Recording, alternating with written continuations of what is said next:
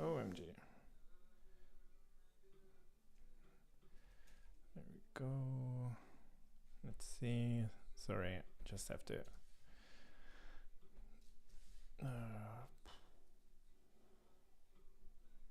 Tweet. All right. We're going to work on the collaboration stuff still. It's not actually merged yet. I'll get into that. Streaming.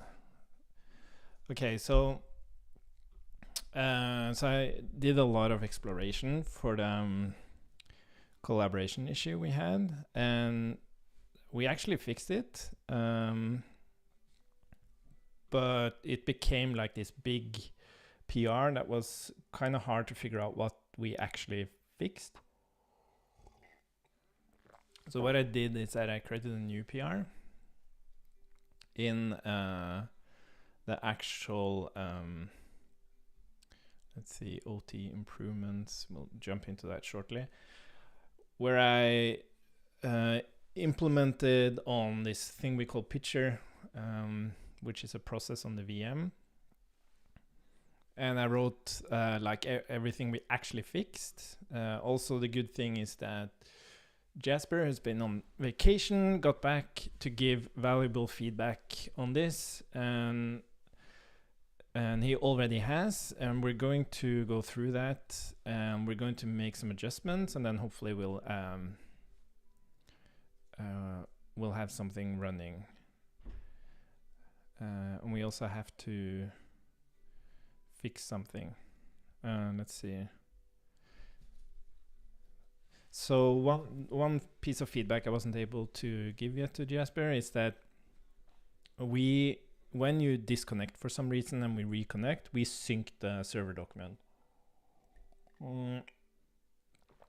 But we're not really blocking incoming operations. So you can imagine like we're reconnected, we go and get the latest state of the document. And while that's happening, we might get notifications about changes to that document. And like this is really, really tricky because you can't really guarantee that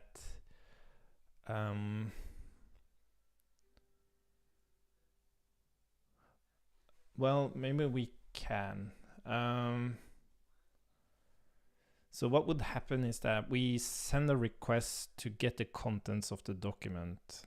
And as long as Pitcher is managing that request, which it does it do that synchronously? Let's check that. Let's see. Yeah, let's jump into this one. And let's see if Pitcher synchronously handles that request for new contents. Wow, why is this so slow?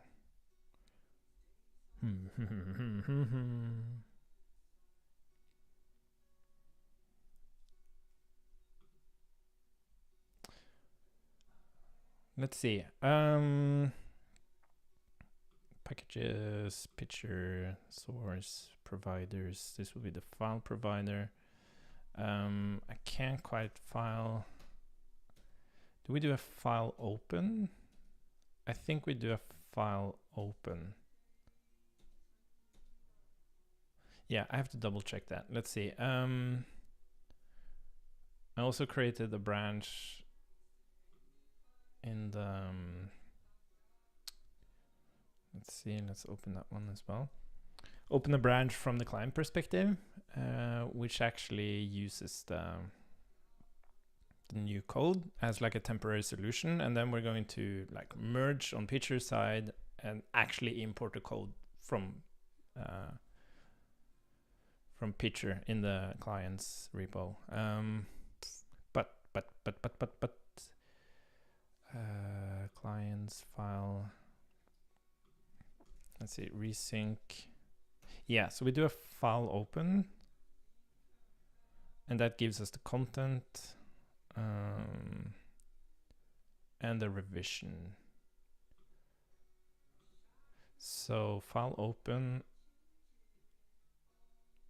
Yes, we do this open file. Okay. Nothing async here. File open, and we dispatch the result. Okay, so we that happens synchronously, which means that what we can do though is while we are requesting the resync, we can make sure that we don't handle any incoming incoming things, because that might happen, I guess. Like, is it even necessary? So imagine you reconnect and someone else is typing something.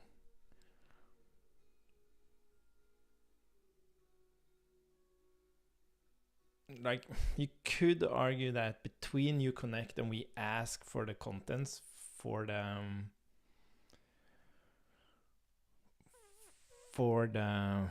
file, you might get an incoming operation.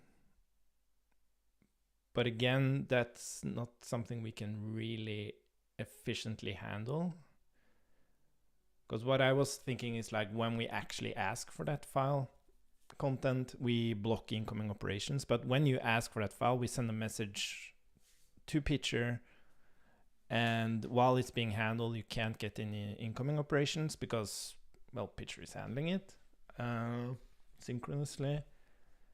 So any incoming operations would be correctly applied.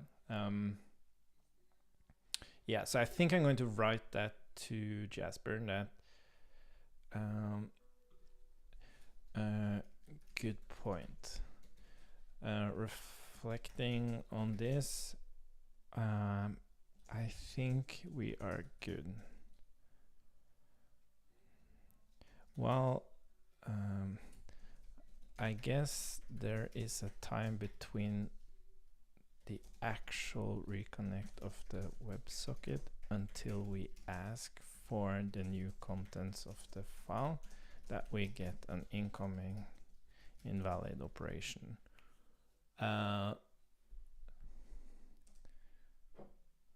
But what we can do though, yeah, I remember I thought about this yesterday, and one thing we're going to check is when we get these operations, receive, what was the document, what do we call it? Receive operation? No, on incoming operation. Yeah.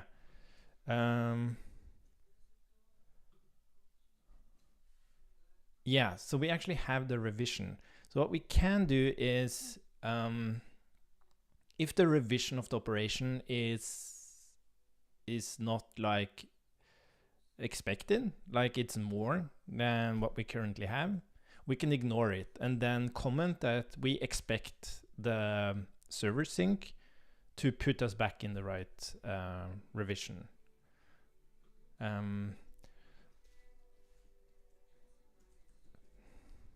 I guess there is a time between the actual reconnect until we ask for the new constants that we get an incoming invalid. But we can detect this as we pass revisions on all operations. So thinking that in Pitcher client, we will detect if the revision of the incoming operation is expected. If it is larger than what is expected, we will just ignore it and comment that this happens related to resync, and the resync will guarantee to happens related to resync. Since let's see. Reflect on the thing where I guess there is a time between the actual reconnect of that until we ask for the new constants of that we can get an incoming invalid.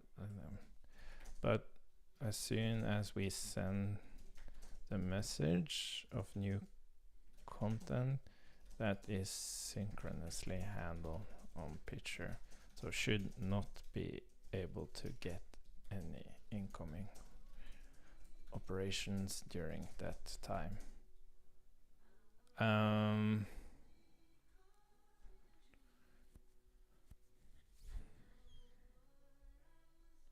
Yeah, and like you have the file isn't open, so like you're disconnected, so you're not part of the file.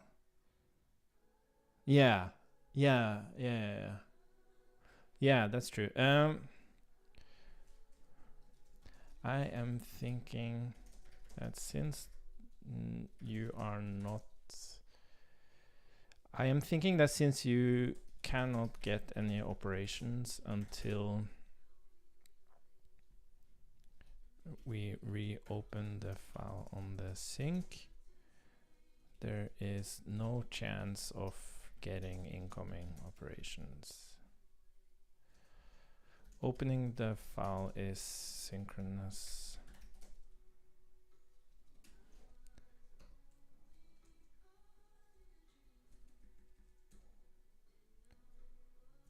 I'm thinking that since you cannot get any operations until we reopen the file on the sync, there's no chance of getting incoming operations during this time, as opening the file is synchronous from picture perspective.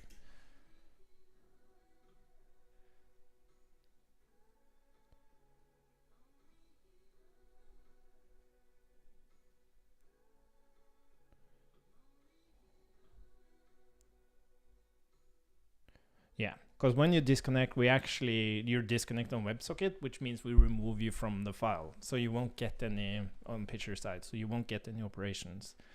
So you will start receiving them actually after we open the file from the perspective of this user. Okay, cool.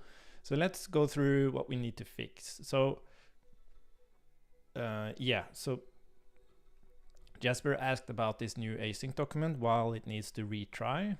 And the reason is that VS Code, when we try to apply an incoming operation, it's called apply edits, and that can actually fail when you type something in VS Code at the same time as we try to run that apply edits, which is why it needs to try again. And at that time, when it retries, we have actually transformed that incoming operation to fit with the typing the user did. But I can comment it better. So let's do that. Operational transforms. I think I did comment it here. Maybe I didn't. No, I didn't.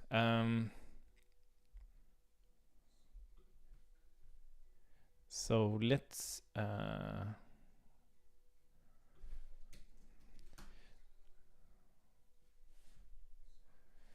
we need to retry applying the operation if it fails. The reason is that VS Code will not apply the incoming operation. Well, if the user happens to type something at that exact time. When we retry, the operation will also be will already have been transformed by the edit the user did, so that the operation is inserted at the correct position in the document.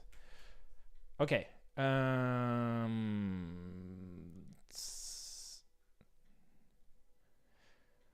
Yeah, so one thing that we're not handling is we have this recovery utility called apply client document, and basically what it does is just takes the content of the code editor and just says that this is going to be the truth now. And as Jasper points out, if you are collaborating with someone and we run this logic, any edits they made that has not yet been received by this user will be completely overridden, which is not good. And the thing is that we kind of needed this as we've been exploring for quite some time, understanding how collaboration should work, especially with VS Code, but also with Monaco, which does like automatic insertion of stuff and like just dealing with changes on the file system and stuff like that. It's been tricky, but now we feel like we're really in control of this, which means that we should never really get into a situation where we need to do this. And if we get into that situation, it's so rare that we can rather emit an event that we can show a notification to the user and say that, hey, sorry, something really bad happened here. And you have to choose. Do you want to override the current contents with what you see in your editor, or do you want to resync with the server, where you might lose some of the stuff you have in your editor? Though what's interesting is that Jasper built this logic for syncing with the server, which means that we always have a version inside the OT client of what the server is seeing. So you might have added something on your side, but that's like pending, and that is, but the document inside the OT client includes pending changes and queued changes. But the server document doesn't include pending and queued changes. It only includes what's actually confirmed by the server. And we can maybe do something here. So instead of just saying that, okay, now we need to make the OT client look like the client document, we can maybe keep track of what does the client see. Well, I guess that's...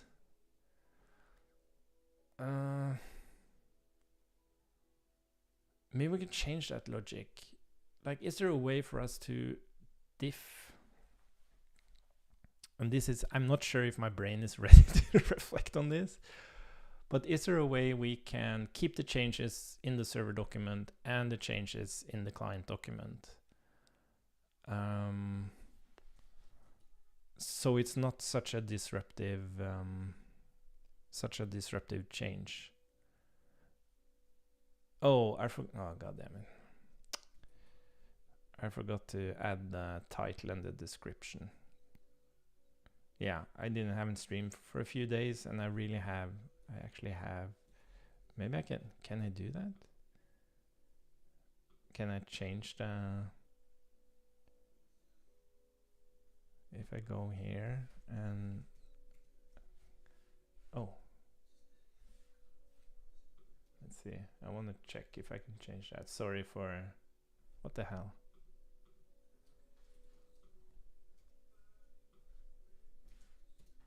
I wonder if I can do that.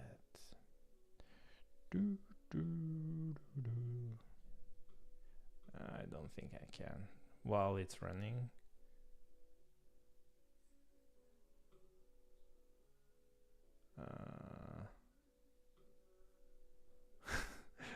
I don't know why I got suddenly obsessed by that. Content live. Oh, interesting. Oh, wait, this is my channel. Can I like edit this? No, I don't think I can. It doesn't matter. I'll just have to remember to do it next time. Anyways,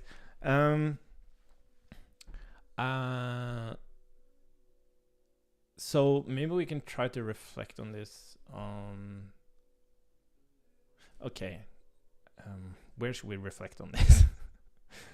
Okay, let's just let's just do it here. So if I have ABC, this is the editor content, And then the server document has and I guess this is the thing, like if this happens, like if we're unable to apply a change from the editor, like the user types something in their editor and we're not able to apply those operations, the document and the server document is not necessarily the same.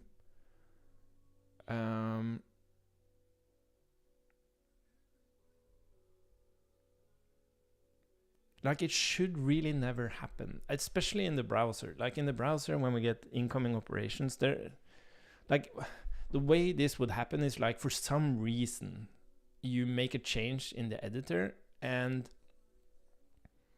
like for some reason the event coming out of the editor doesn't include that change.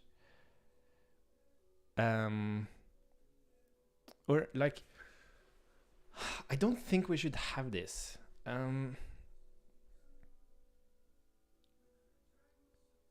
Like how can the editor create a change event?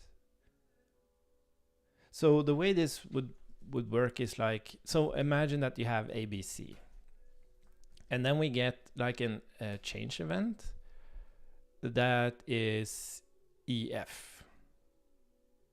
Or sorry, E, but you actually typed EF, right? And then, yeah, because what we're saying here is that we assume that code editors inserts contents that will not be emitted on an event. And that's a pretty serious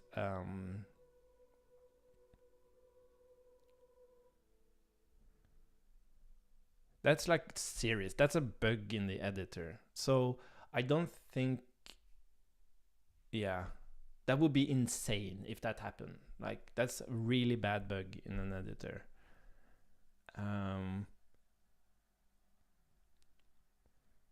So what I think here is that, so it doesn't matter, like that. It doesn't matter if the event includes everything or not. It will still be applied to the document in the OT client. That's perfectly fine. But it's more like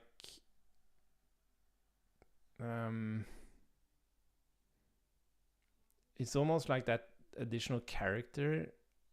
Yeah, and I think it doesn't really matter. You wouldn't actually get an error on this. It would just not, it would just look weird. Because unlike operational transforms that actually checks the length of the document, like Monaco changes and VS Code changes doesn't care about that. It's just a position in the document.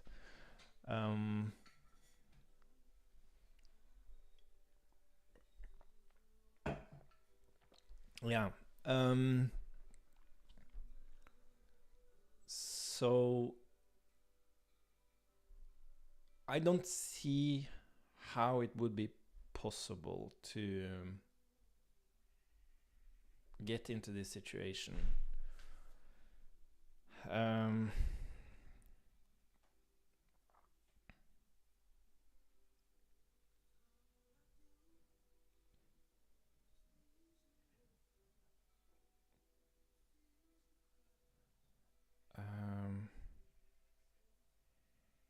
And like, should we? So what we need to do no matter is like we can run a try catch around trying to apply that operation. And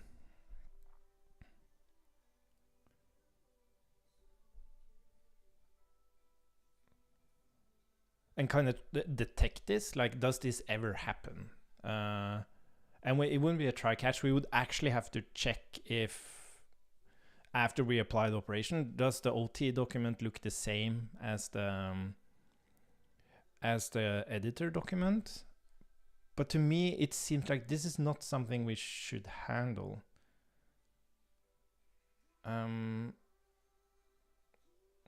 know, like, one of the things Jasper pointed out is something that he identified a while back is that when we have auto insertions in Monaco, those don't seem to, they are in the editor, but they don't seem to be part of the event, on the first event. They kind of pop in later, which causes an issue with recovery, I think. Because previously we used to pass in the contents of the editor with applying the operation, and then there was a mismatch. But we don't do that anymore.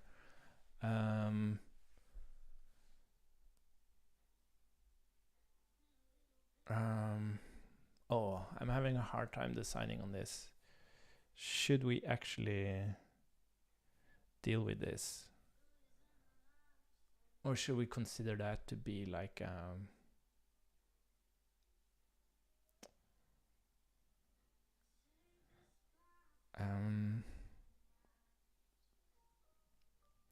so that's Monaco. So Monaco in itself, like, it should be rock solid now. Like, it's completely synchronous. It's always in sync with the OT document.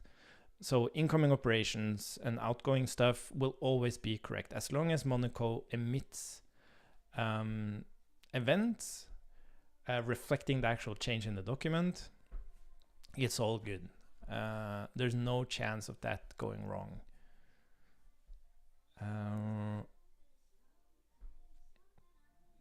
When that is the case. Now, what about VS Code, which asynchronously applies edits? So VS Code is reliably emitting events based on changes, like in order, and it doesn't suddenly, even though the changes can be an array, that doesn't like happen.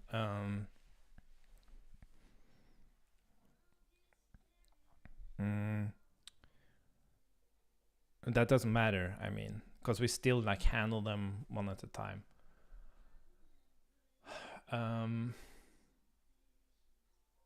Well, we don't actually. If there are multiple changes in an event, we handle that as one operation.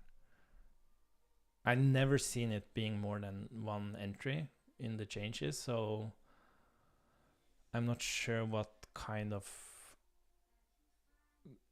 Yeah, I have seen it. So if we apply an edit which has multiple entries, then we get multiple changes. But that's not how collaboration works. So we always have one change. But anyway, so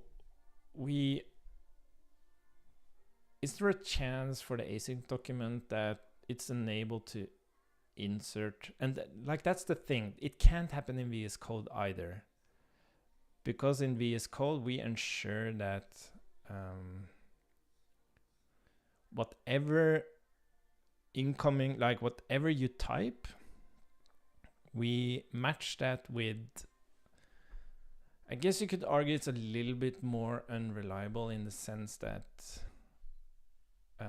in Monaco, we use something called a mutex, which basically means that when we apply an operation, the next event change or change event is completely ignored. And we can do that safely because that always happens synchronously. When we apply something, it will synchronously trigger the change event, and then we just ignore that.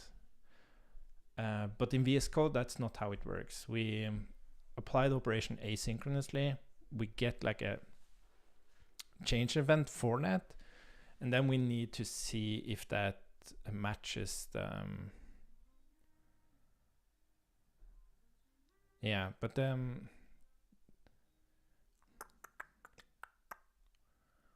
I don't think we need this.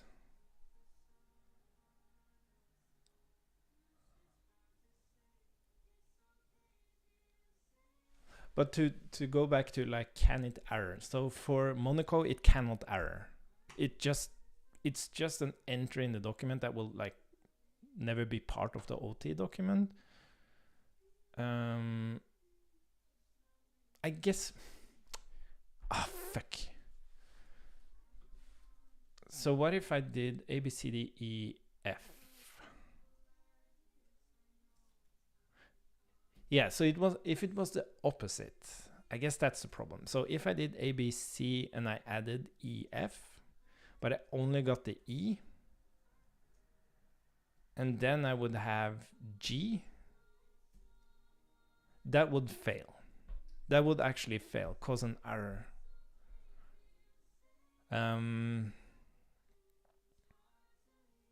But it's like a crazy critical error. So I think the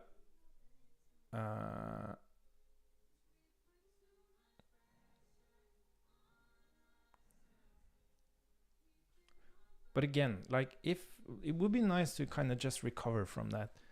So if this happens, we currently pass in the current code contents. So that would then be A, B, C, E, F, G. And our document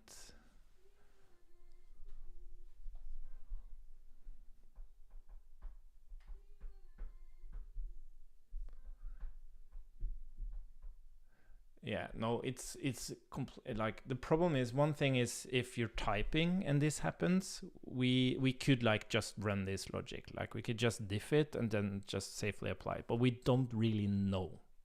It could be that you have really old content for some reason in your editor, and we haven't been able to like replace it for some reason, and then you start typing and you basically have a completely different document than what's on the server. And then we run this logic and we suddenly replace.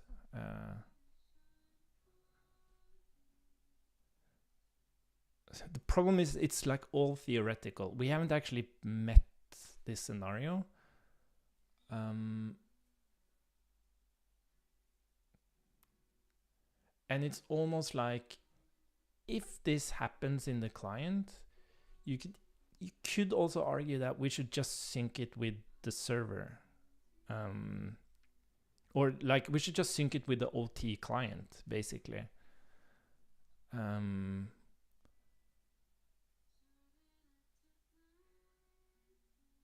But then it's like, what the hell would happen? So if this happens when you have incoming operations, so like in VS Code, you still have incoming operations, and then we've gone ahead, we've transformed the incoming operations, and then it fails applying the operation.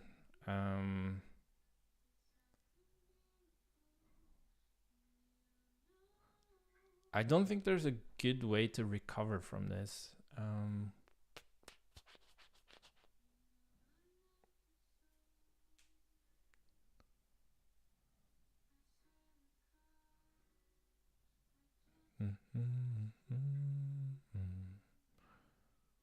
So I think for if this were to happen in Monaco,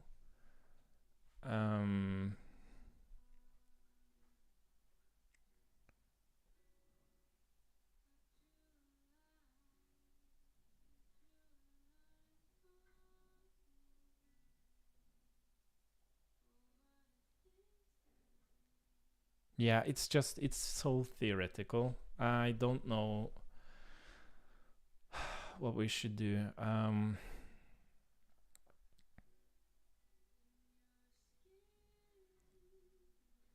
Yeah, no, I think we should do what I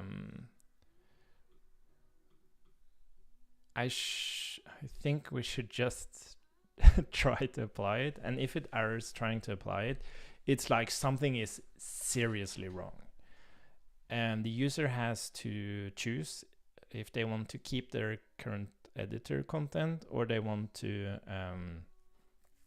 use what's on the server. So in the scenario where maybe you as a user, maybe something happens because you have like a really old session, something happens to the resync or whatever, and then this error occurs, you would probably say, let's use the server version because you just started typing, right? But if it suddenly happens during a session, you would rather say, I want this to be, I want to continue with my client version. the point is that this should never happen. Like, we know exactly how Monaco and VS Code operates now. Well, exactly is a stretch, but we understand its behavior. So I'm probably overthinking this. Okay, so let's do that. Been reflecting some more on this. So there is really no way this, like, so the only way this could really happen, so the only way it would error applying an editor operation is if we are not getting the events from the editor reflecting the actual changes in the editor. This would, from my perspective, this would be a bug in the editor, or of course some behavior we have not identified yet. No matter, I cannot imagine this. I cannot imagining this being a common issue.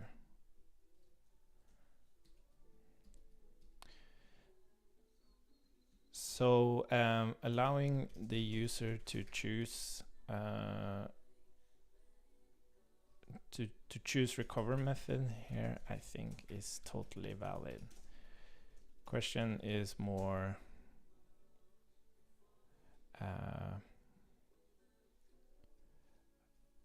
it's more what we expose to them. I think there are two scenarios. One,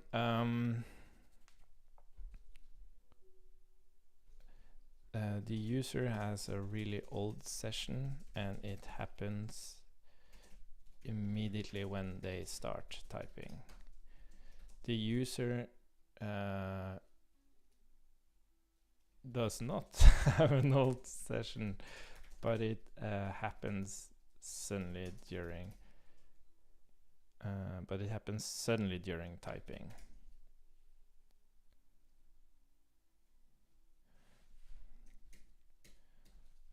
In case 1, I would expect that if we were to just give a notification where user chooses, I would expect the user to choose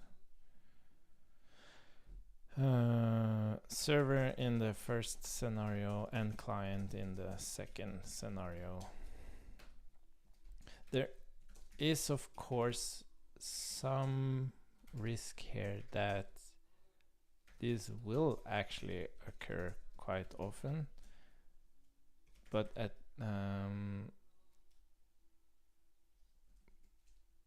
from all our testing, it really never happened.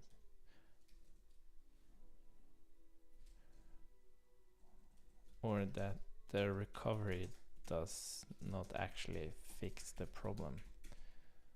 No matter, in that case, we really want to be notified to fix the. And you always have. Yeah. I guess that's not a good argument. If we were to just give a notification where the user chooses in the first line, there's of course some risk here that will actually occur. Minimal risk here that this will actually occur quite often.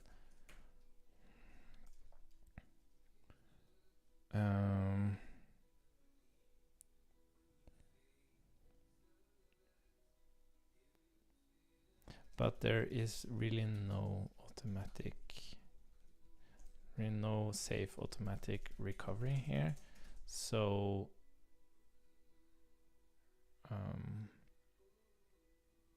we rather have to fix. There is of course a minimal risk here that this will actually occur quite often, but there is really no safe automatic recovery here. So bothering the user with this notification is the best of the worst. And hopefully it bothers the user so much that they would contact us.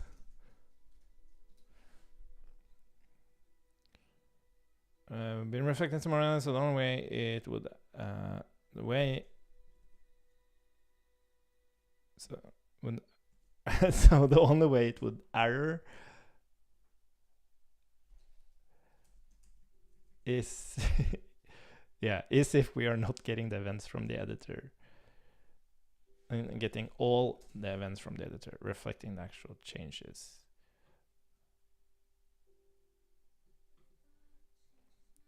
This would be a bug in the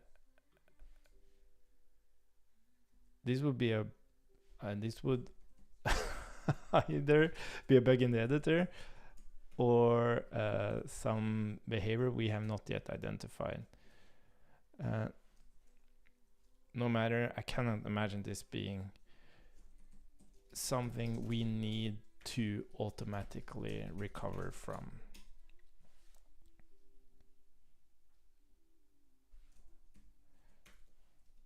So allowing the user to choose recovery method here, I think is totally valid. Yeah. Question is more what we expose to them. I think there are two scenarios. The user has a really old session and it happens immediately when they start typing. The user does not have an old session, but it happens suddenly during typing. If we were to just give a notification where a user chooses client server version, I would expect the user to choose server in the first scenario and client in the second scenario.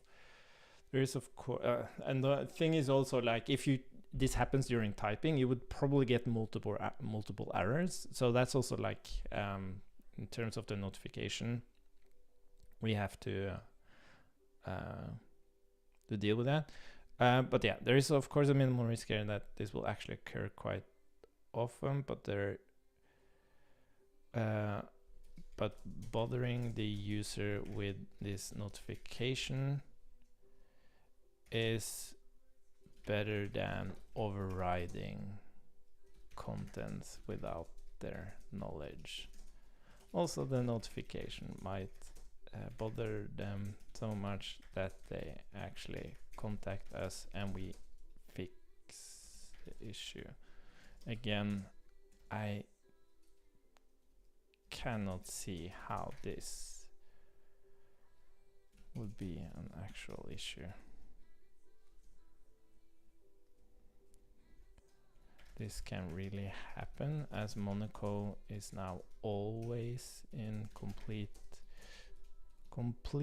sync with the, yeah, it would be as a, yeah.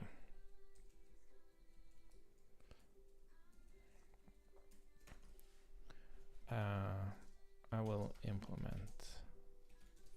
I will remove this method and rather implement. Yeah, so this is also a thing. Like if we say, because it's not really the server that we're, like we could say server, but it's really the OT client. Like that's the question. Like if this happens, do we actually contact the, like do we do a resync when they choose server? Or do we just use the state in the OT document? Like that's the again, it's so theoretical. Like how the hell do you end up in this state? So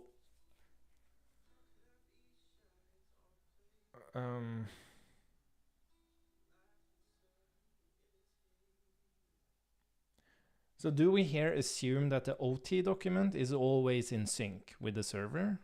Or should we not assume that? God damn it. Um,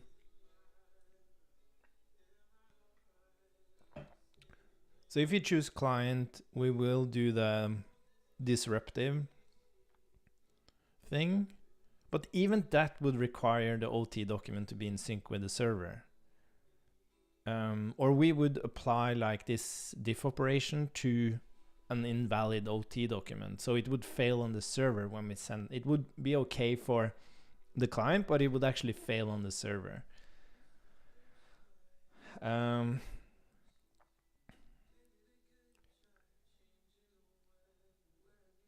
So I think both of them should be a complete resync.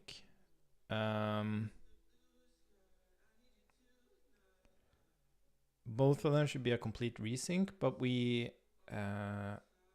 either discard your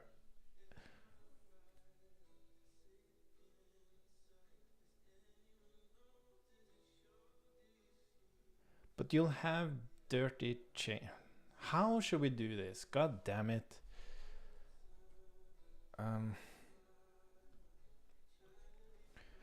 Because if you have a dirty document and we'll do a complete resync from the server, let's imagine like we have no control of what you get back there. We just want that content to be the contents of, well, we can always set the content, of course.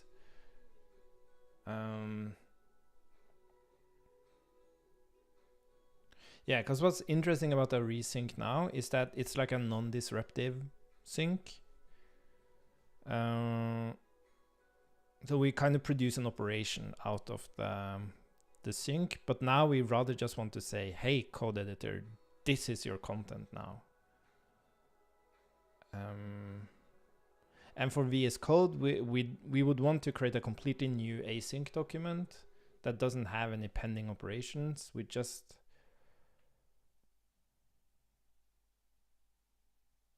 completely replace the contents.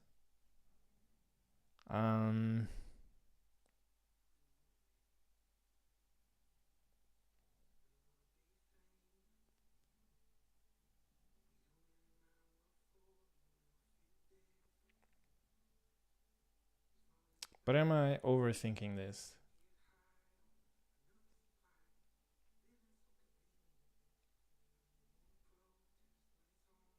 The point is that like we've had so many issues with collaboration because of Monaco and VS Code behavior that we feel that we're obligated to like handle any scenario.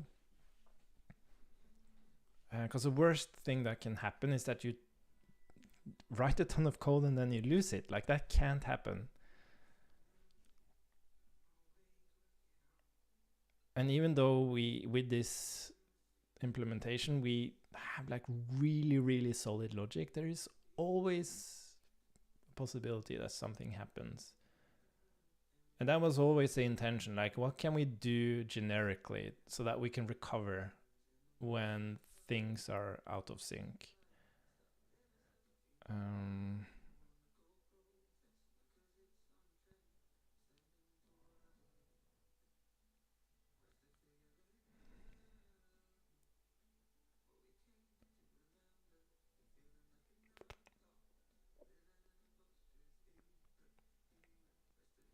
Okay, so let's say we want to do that. It does not matter if you click client or server.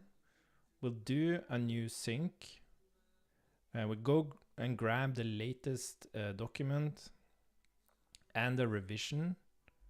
We allow the OT client to completely reset itself. And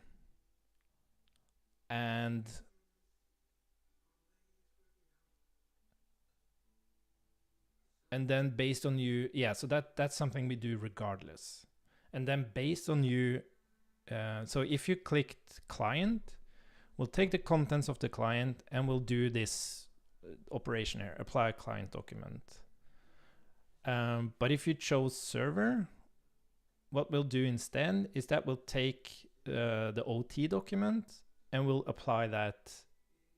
We completely like replace the value of the code editor. That's what we're gonna do.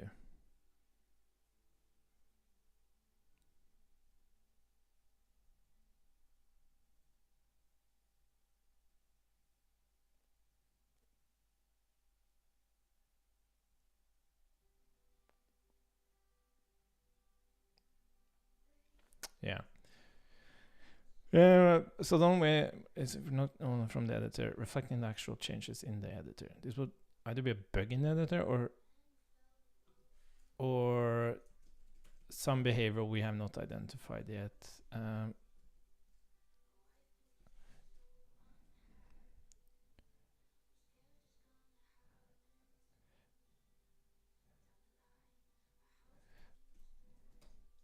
So I suggest that we give a notification. In this case, the user clicks client or server, where both of them will completely reset the async document VS Code and OT client by opening the file again on Pitcher.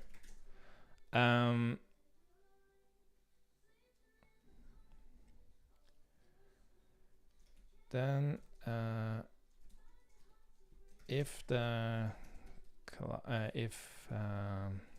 client is clicked, we will run apply client document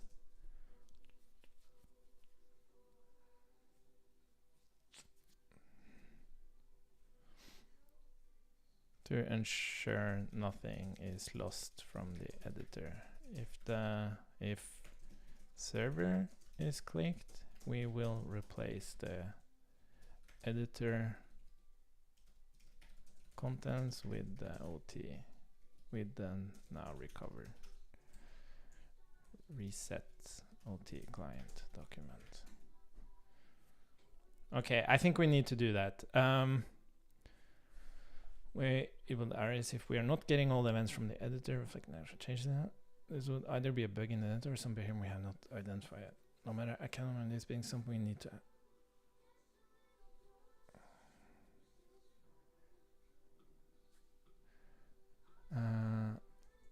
imagine this happening so often that we need to automatically recover from it. So that we give a notification in this case where the user clicks client or server, where both of them will completely reset the async document and by opening the file again on Pitcher. If client is, we will run apply client document to ensure nothing is lost from the editor. If server is clicked, we will replace the editor contents with the now reset OT client document. Okay, cool. So that's one thing we need to do. I'm just emit. So this is actually not an error emitted from. Yeah, I should also write this. Edit.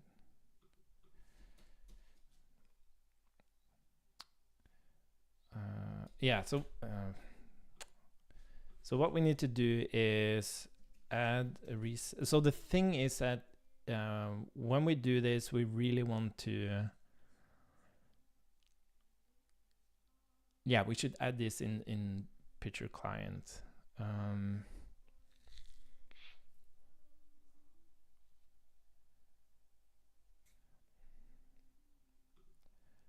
Yeah. I will add an implementation for this in Pitcher client. So the thing is, like, this ties into one thing is Pitcher client, which would handle the replacement of the OT client internally, while other parts of this is actually in the client implementation.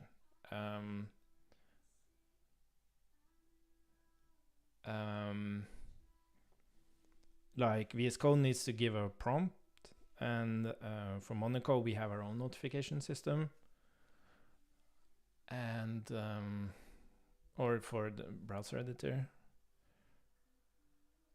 I will add an implementation in Pitcher client which allows us to do the reset. That means apply client document will only be used when user explicitly clicks client in the notification.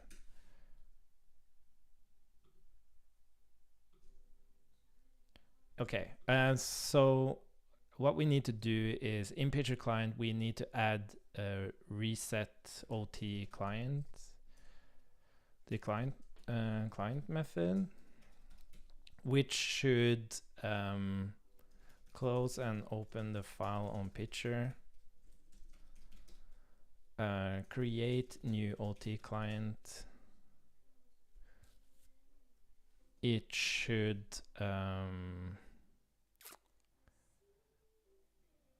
create new OT client. So I guess what we want to do here is maybe we should have two.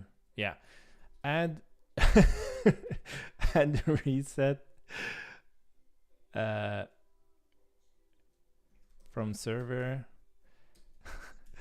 add reset from client. So add reset from server just closes and opens the file on picture, creates a new OT client, returns the contents for the editor.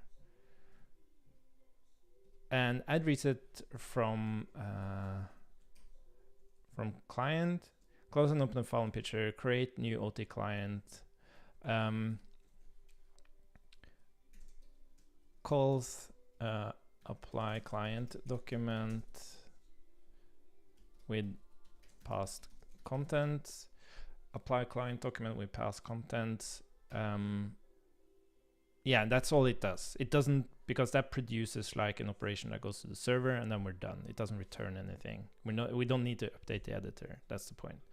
Okay, so we're going to implement that. And then we have, yeah, and then remove sync server operation in browser. I'm actually not sure if we need this. This is another one I'm very unsure of, because sync server operation was related to us applying server operations, but for some reason the contents, and we used to pass the contents from the editor. But in this case, again, Monaco is now completely synchronous, so it's not possible that the contents of Monaco is different than the OT document. So we don't need that. But the question then is, does this make sense to be used in VS Code? Because what can happen there now is that we try to apply an operation. It might fail because you're making an intermediate change, but we are retrying that with the transformed operation. But if it fails like 5 times, what do we do then? I think we should remove this. Related to adding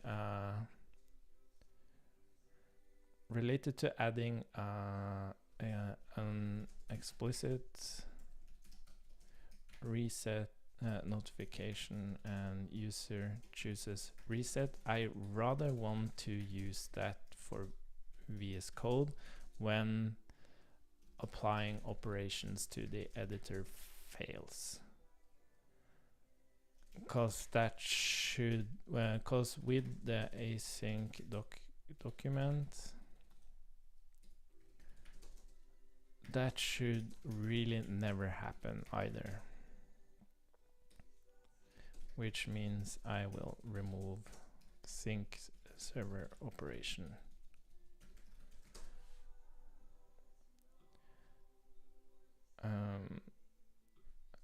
Okay, remove sync server operation.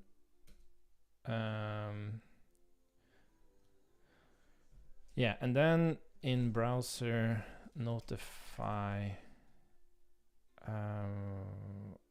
when operation cannot be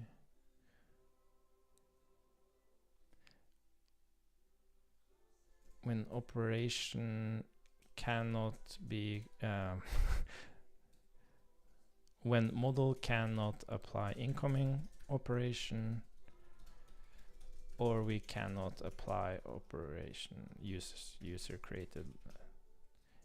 Anyways, in browser VS Code, use notification when enabled to apply incoming or outgoing operation. Yeah, that's what we should do. That's straightforward, simple.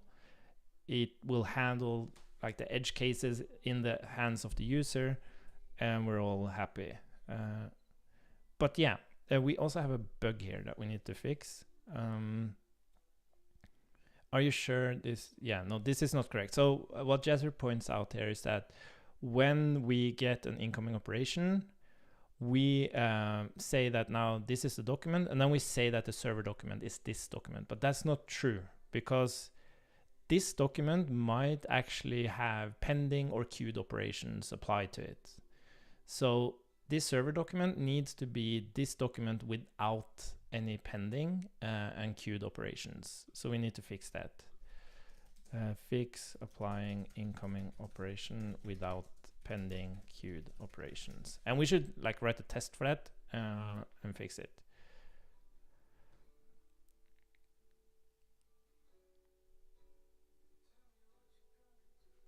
Cool. Okay, I'm super psyched about this. I was like, when you have a colleague on vacation who has a lot of ownership in something.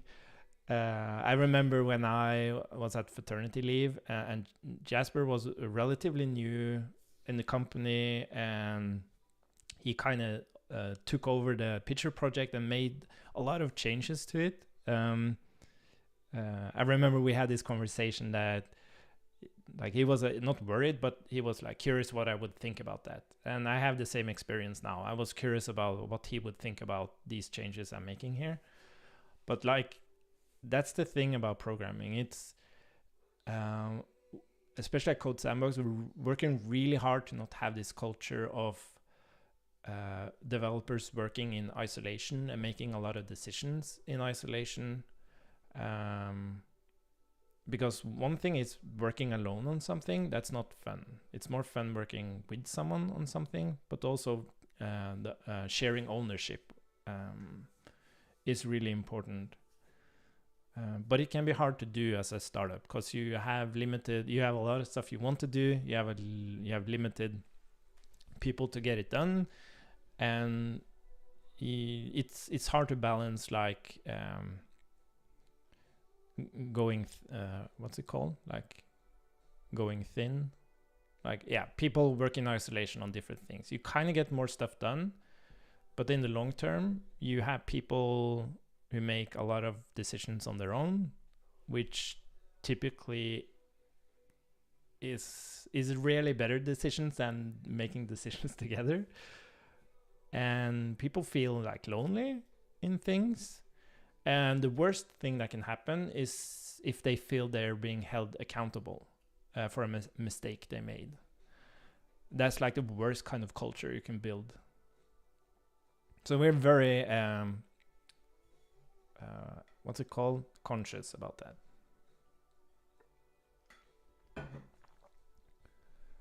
Okay, but I think we have work cut out for us. So let's first start writing a test for the fix we need to apply and remove the sync server operation.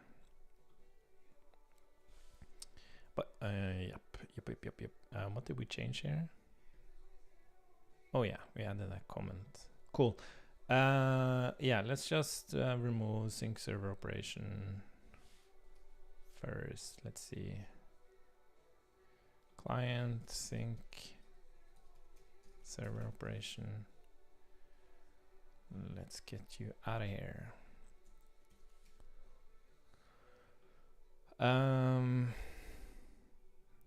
Yeah, this doesn't matter.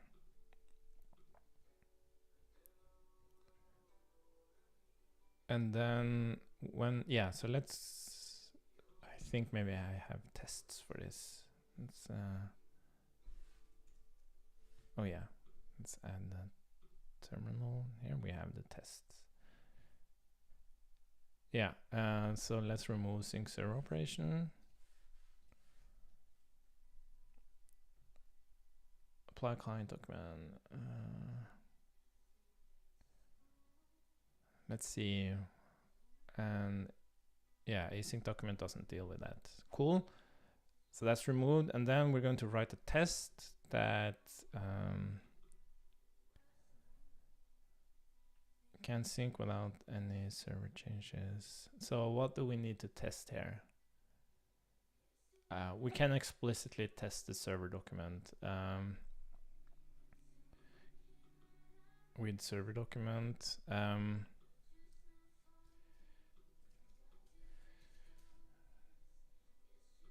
It should correctly set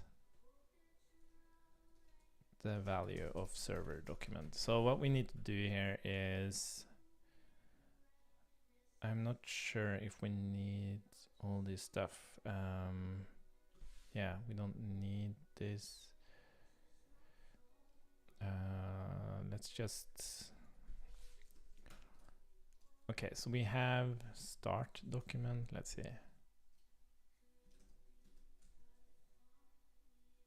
Oh yes. There we go. I was wondering, was that like a property name, start document?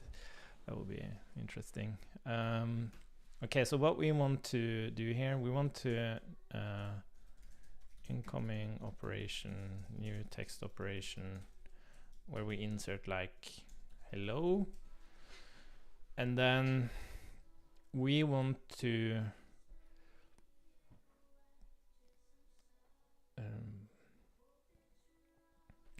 say client apply server operation, incoming operation, and then we expect, is it more? Oh, reason. Operation reason.user. And then we expect the client document to be hello, and we also expect the server document to be hello. And then what we're going to do is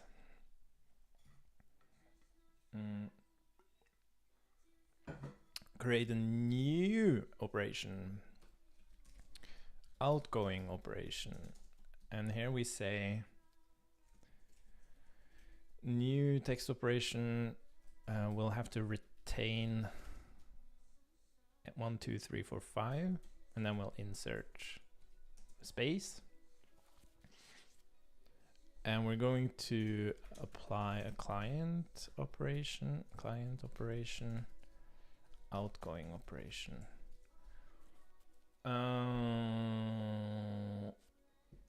And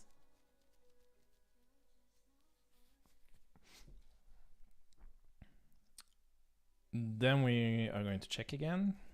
So the client document should be hello space, but the server document should still be hello.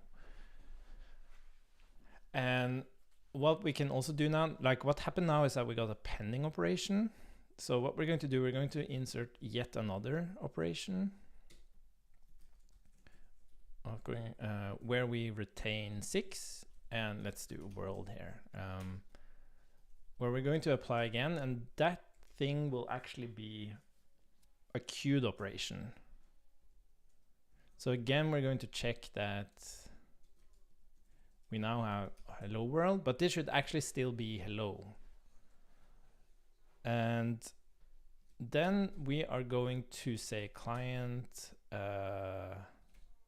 server ACK, which means it acknowledges the pending operation, which means we should now move to hello space here. And then the queued operations are moved into pending. So we're going to ACK again, and then we should end up with the same document, I think.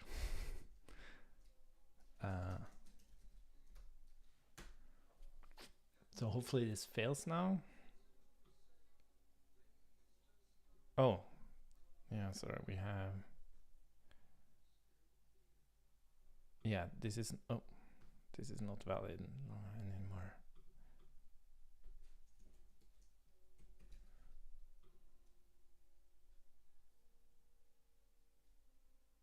What? Did it work? Did integration client test? Seriously? Did it work? But that doesn't make any sense.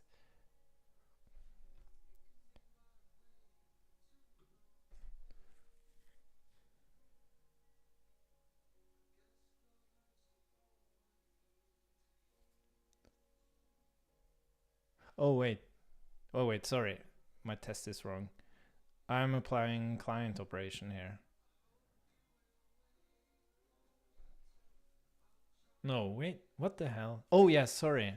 I have to, what the hell? So we need to produce more operations here.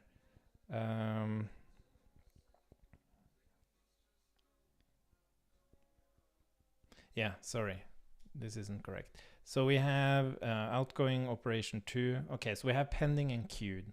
And then we actually need to create a new incoming operation. So incoming, because that's what runs the logic. New text operation. So what we did now, we acknowledged that we sent world. So I think, okay, so before we acknowledge, we need to say that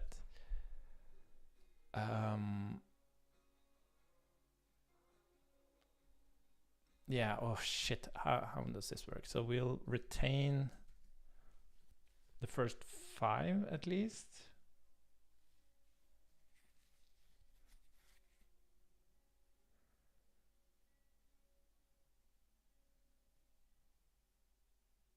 Can you get... No, this is the thing. Like, if we're sending an operation, there's no chance of us getting an operation in between that. Is there? Like, technically, you shouldn't be able to.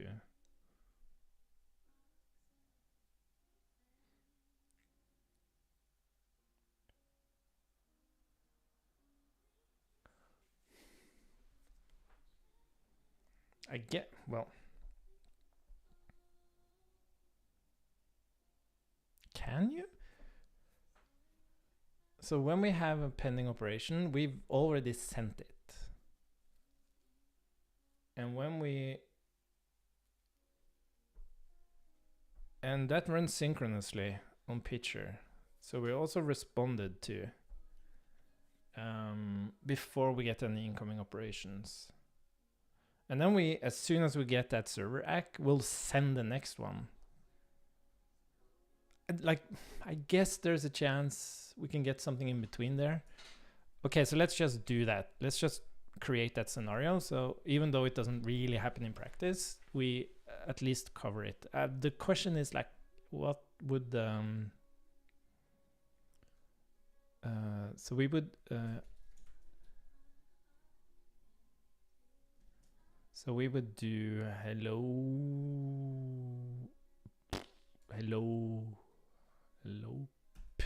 p. I wonder what will actually apply server operation incoming operation 2. It's also an operation recent user. So would this like horror? Yeah, exactly.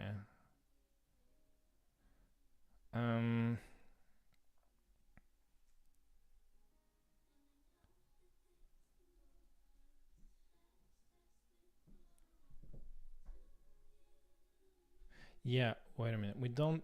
God damn it. This is really difficult to test because now we server act this. So we're again testing pending.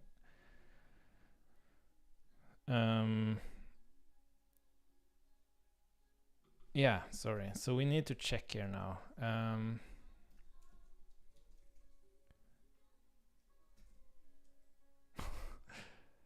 So what we expect here is the hello.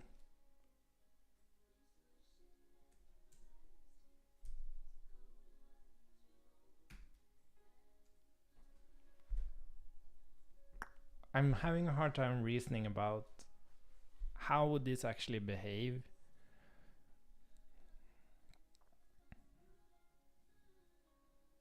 Yeah, okay.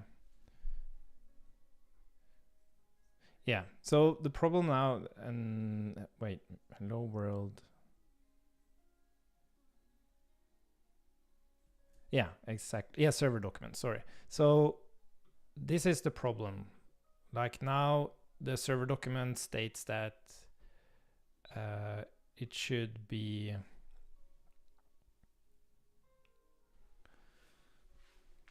what the hell? Like, can this ever happen? God damn it. Like, what's the state on the server here? I guess this should really be hello P then. Because this has not been verified yet. I guess that. But it's not. It's like hello world P. And the reason is that we have to, in this client, we have to inverse. So if this dot pending operation, we have to say inverse pending. Well, we can compose them first. So composed pending and queued would be, yeah, and I think we can say, how will we do this? This dot pending, how should we express this in a good way?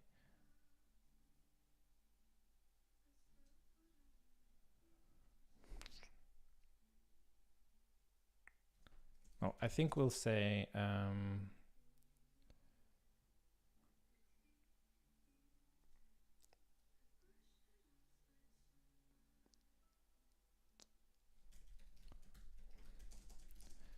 we'll do a new text operation that doesn't do anything, and then we say if pending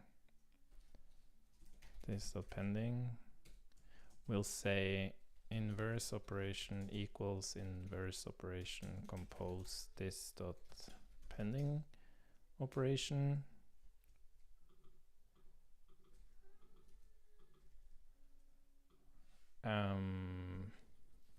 Where we of course have to invert it.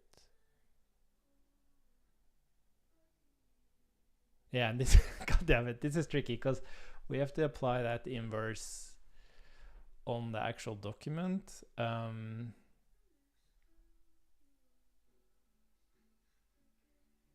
Okay. We'll have to do this in 2 steps here.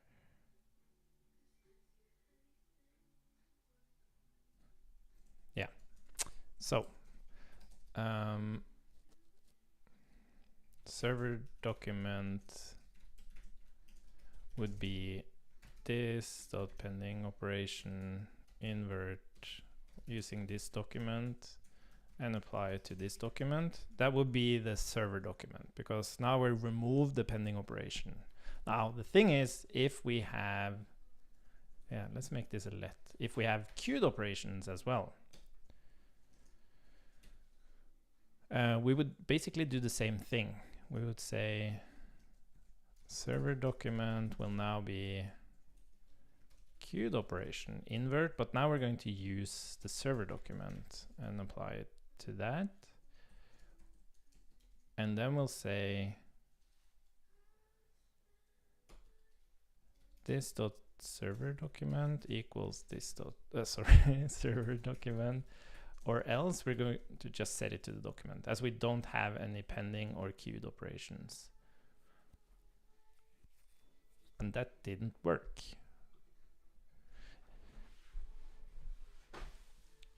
And why didn't it work?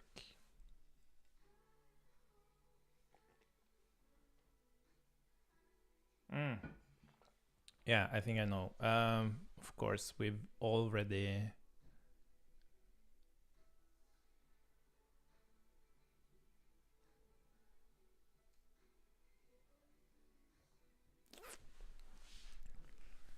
how do we do this?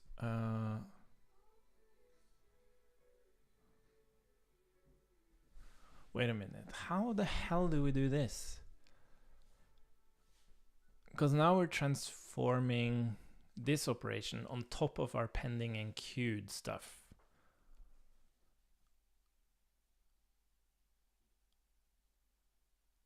Yeah, so we kind of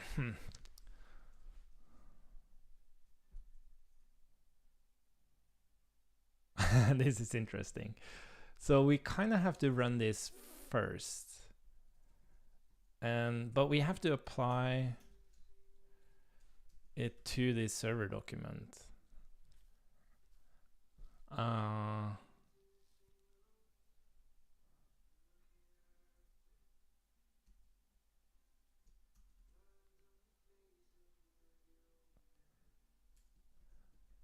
Yeah, so we kind of have to say, wow, this is interesting.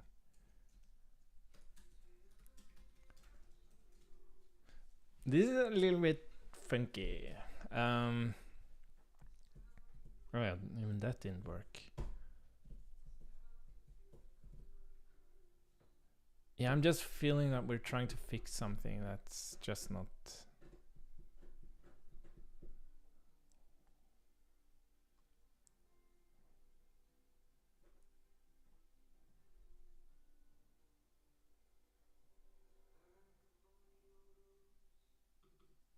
Where does it actually fail? Text operation apply. 256.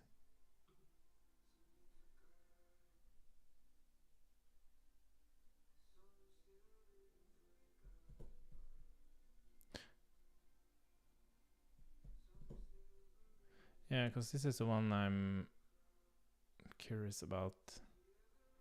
But this should just work, shouldn't it? If we don't have any pending operations, it should be possible to apply that operation directly to the document. Because there won't be any transformation going on here. Yeah. Why didn't that work? Which test is it? Like, where's it? Client test 62. Oh, so it's like a different one. 62.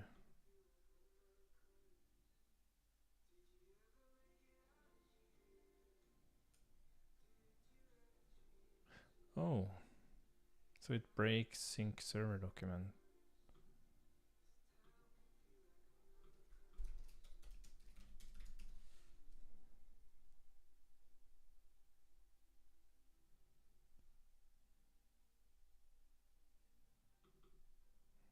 Oh.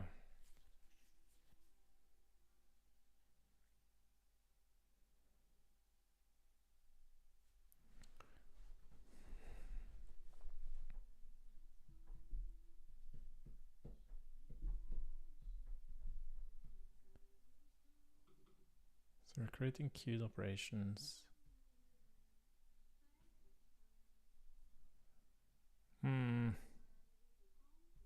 Why did that break?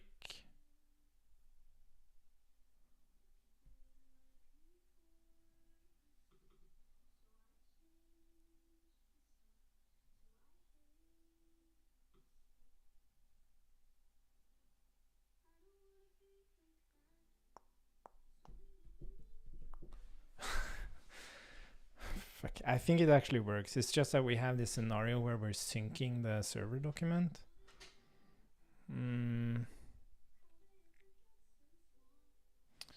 Oh, wait a minute. Yeah, wait. Okay. Let server document equals this dot document. Yeah. Wait a minute. So we have to change this. Yeah, exactly. So I think we need to do it like this, and then we say, because we can actually have queued operations. And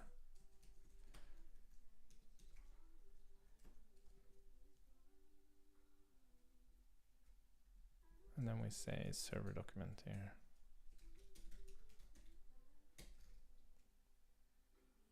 No, that didn't work.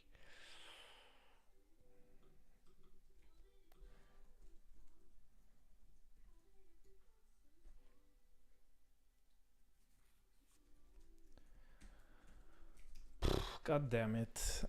This is so confusing. Is it even possible to get incoming operations while you have pending or queued operations?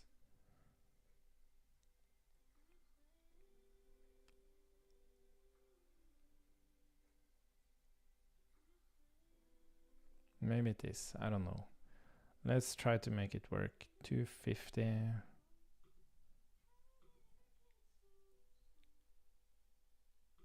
Okay, so let's take a look at the operation.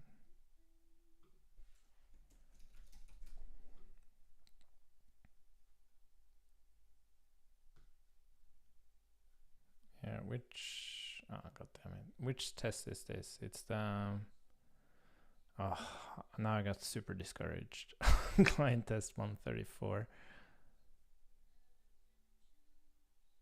134. Yeah. Oh yeah, we're actually on the one that's not working. Why is this async, by the way?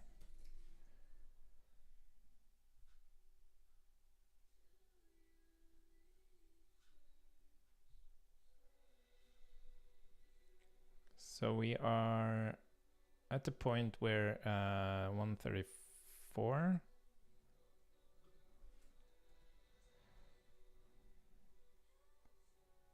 Incoming operation, we're retaining 5, we're inserting P, and then we're applying that server operation.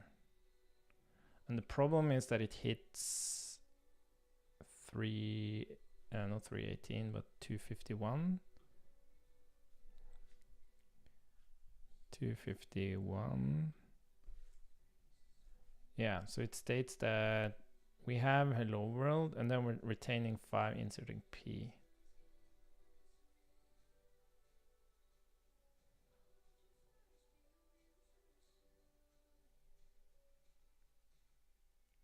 Oh yeah, sorry.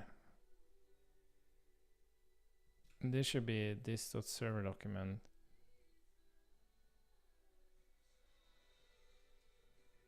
Because that's where we're applying it to.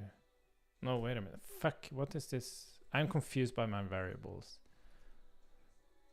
So this should be the document.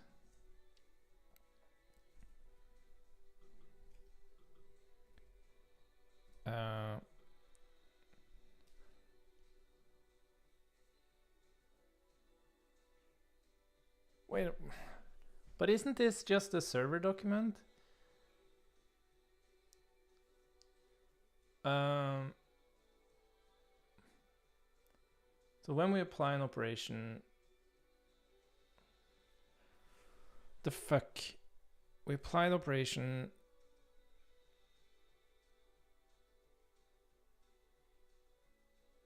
Yeah, fuck, shouldn't we just apply it? Like, god damn it. What the hell am I doing? We should just do this. Like, of course, we do the transformed operation, we apply that on the document. But then the actual operation, we just apply that to the server document. Yeah, god damn it. My brain is not working. So we're now at here. We have hello world P. Oh, hello. Okay, so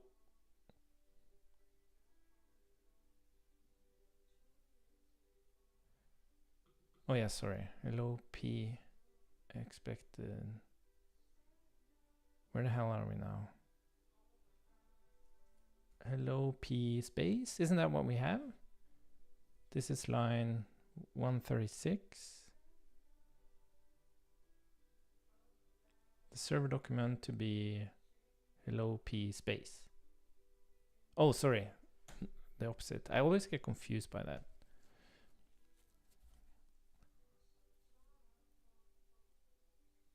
Yeah, so we're just inserting P. So that's what it should be. Well, the other, and then we have client server ACK. So we're going to look at the intermediate changes here. So yeah, this now has world because that was actually okay from server side. And then at the end, well, both of them should have hello world P.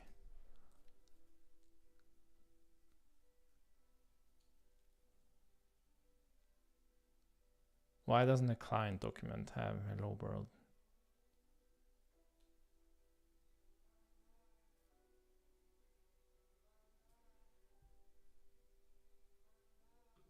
Yeah, why aren't... Oh yeah, sorry, it's up here, right? Yeah, sorry.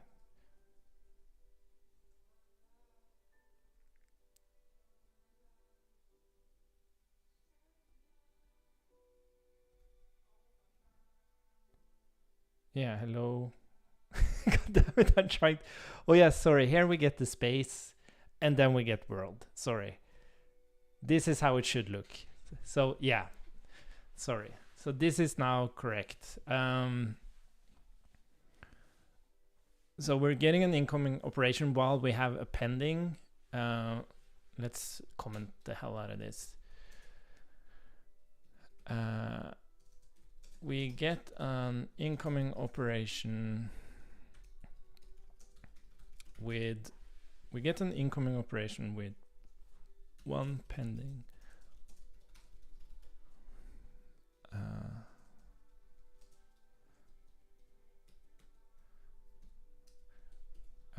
We act the first act the pending operation.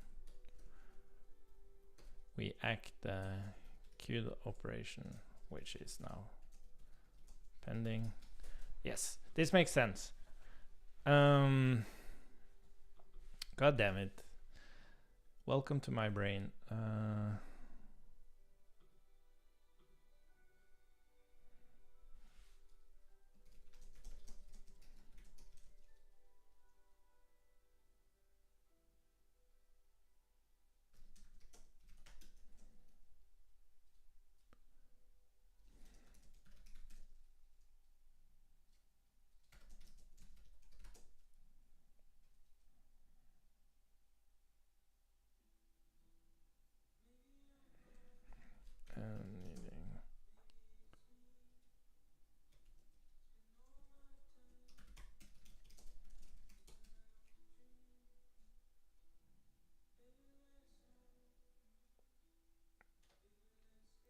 Let's pitch it down.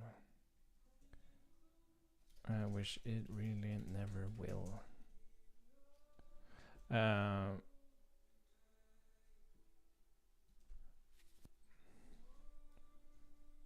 Because everyone forks from a template. So will not work just loading a private sandbox, but when making it private after forking a v2 template, it will work.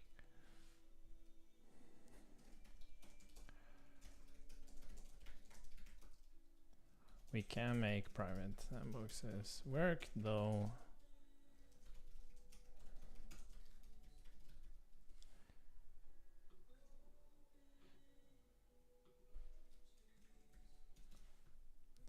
Cool. Sorry, I just had some messages on Slack.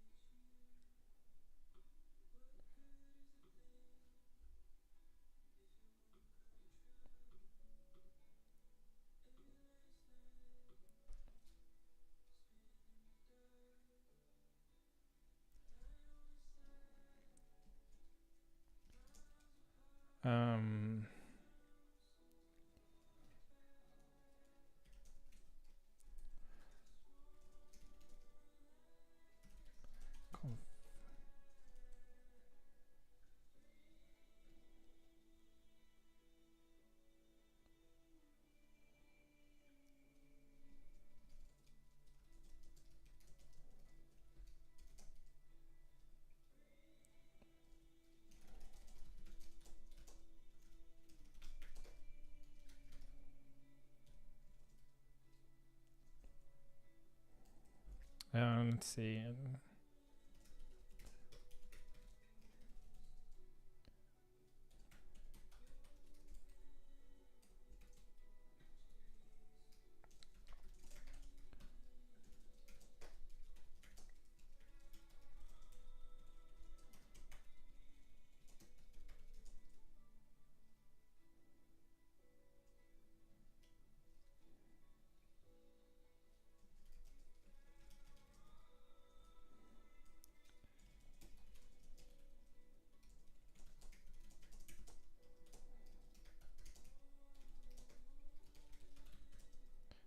Stashing during.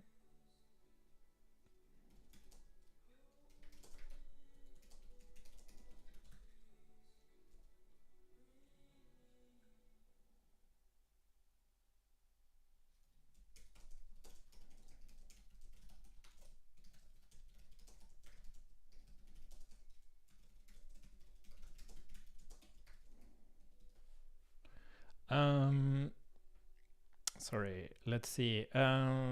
What else was on our list? Okay, so we could say, like, you could be worried now.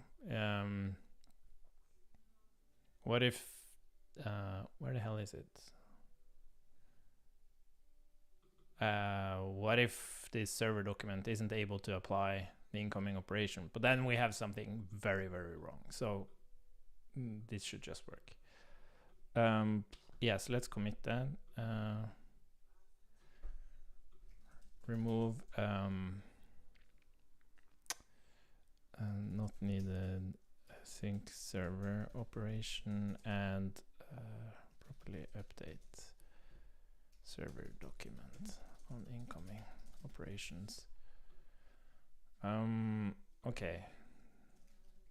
Done.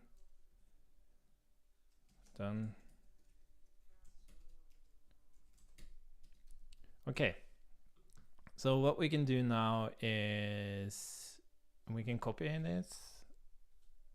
Well, at least down here. And let's move over to the other editor where we have the client implementation. And we have, where did I put the OT? There it is, OT client. Ah, yeah. We have to insert this stuff. Blah.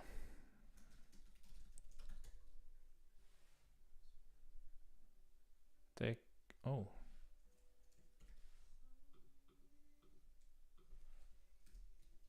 Yeah, it needs to be text up. This will duplicate, of course, some of these, but we'll fix that. And then we have create diff text and then OT. Okay, cool. Almost there. There we are.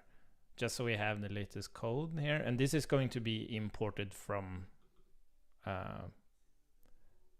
like this is going to be imported from common later, the whole thing, but yeah, we need to test it. Okay, so what are we going to do? We're going to allow this document to be is this the thing that does the resync? Yeah. So we're going to allow this document to be reset from server. Let's see, where do we have our... Okay, let's just... Yeah, and we did add... where's the apply client thing? Didn't I add that? Apply client? Oh yeah, no, that's... Okay, sorry. That was old stuff. Reset from server. And in this case, what we want to do is... So this is async. And the question is, what happens if we open the file twice? Can we just open it again? I don't know. Let's see. File index.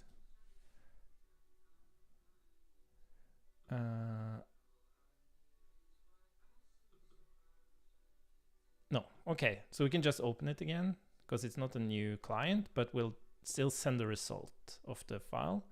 So we can just open it again.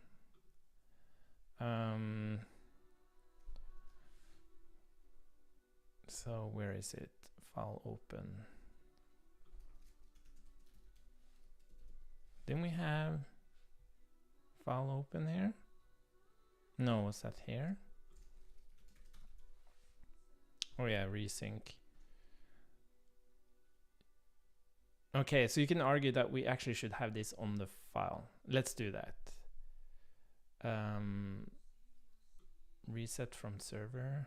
Let's move it over here so we have it together. Reset from server.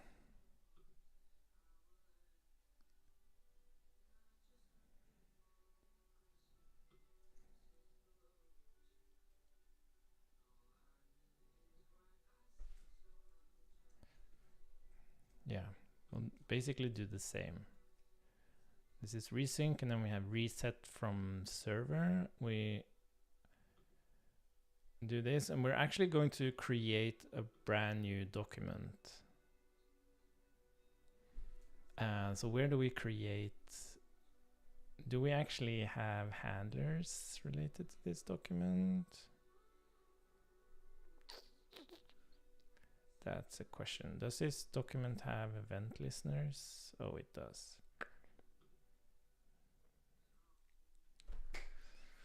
Okay, so I don't think we should dispose of the document. We should just replace the OT client, because the OT client, does that have, that also has listeners, but that's it only, it's only like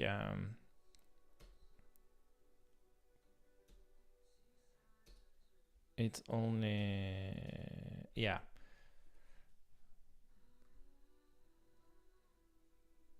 So we're going to do, we had a resync here.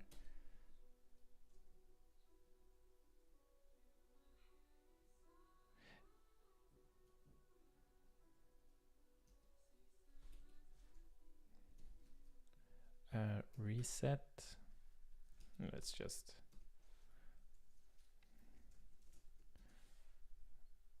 so we'll need to move all this logic into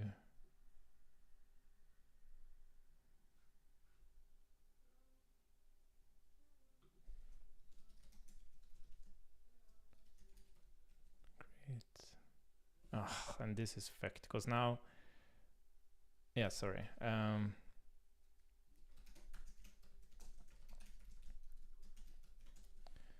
Private. Yeah, this actually cleans up a little bit as well, which is nice. Private, create OT client. So we're going to move, yeah, we'll get what we need from it, but we need, yeah, I guess we can move that in there as well, OT.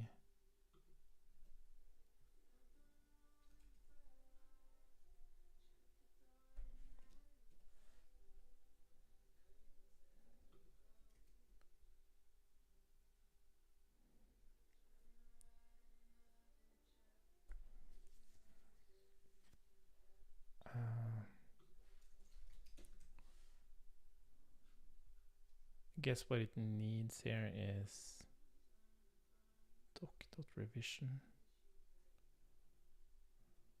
Yeah. Oh, we have file is this dot file. What about the doc? Oh, we just need a revision.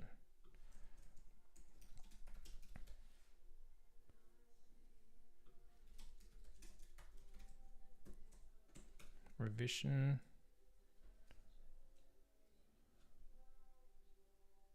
Yeah, and then we need to return it.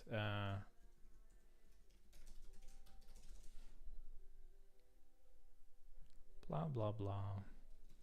Turn OT client. You could argue that we want this to be moved away from this because we're not. It's kind of part of the OT client, but not really.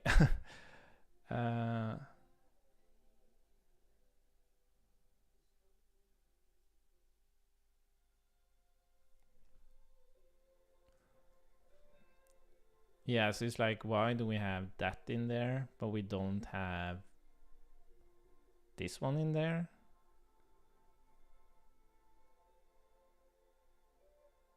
Yeah, I think we just move this one in there as well. But then it's like we don't dispose of them, which is a little bit weird. Like everything here we're going to dispose of, but we're not going to dispose of this. So let's move that back up. So this is only like, let's remove this. We're kind of like pointing to OT client.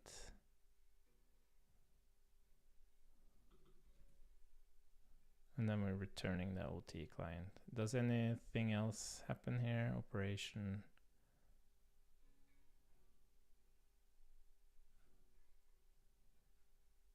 No.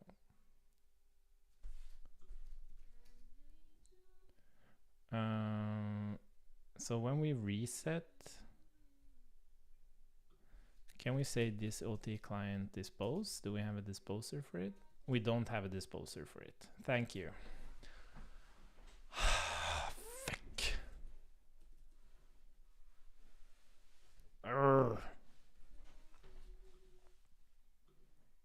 Now the thing is, like, we don't want to have any pending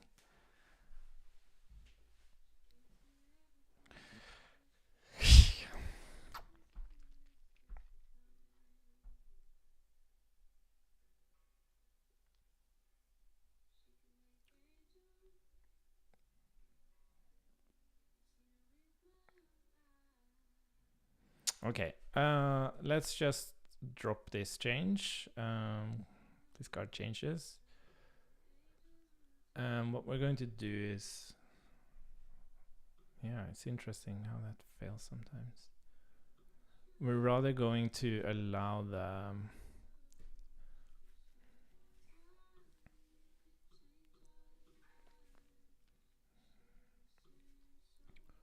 and we should be able to reset it. So that means this dot pending. Yeah, and we'll reset it with a yeah, interesting. Okay. So we're going to, just like when we create document revision. Yeah. So just like we reset we created, we can also reset it. So we just say this dot pending operation equals null, this dot queued operation equals null.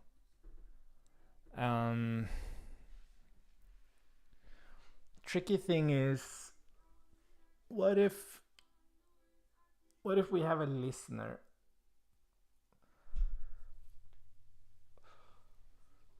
What if we have something in flight?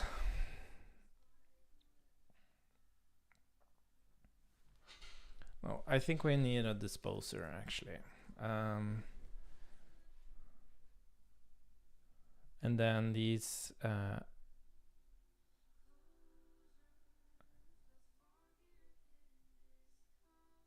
emitters needs to be disposed.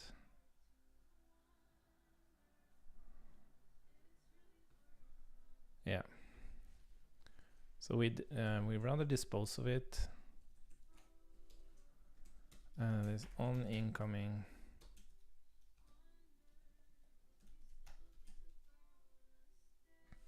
Wasn't that the name of it? Oh.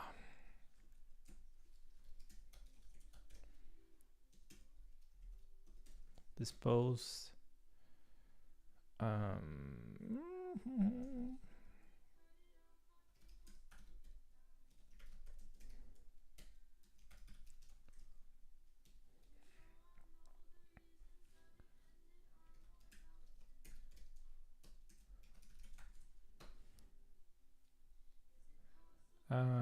this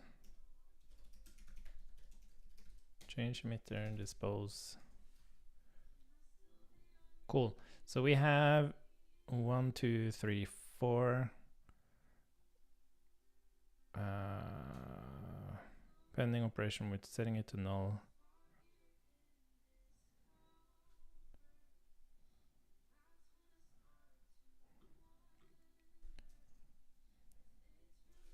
Yeah, so let's just do everything. So document empty, this dot server document is empty. This dot revision is 0. So like it's a full dispose of that thing. And then of course we need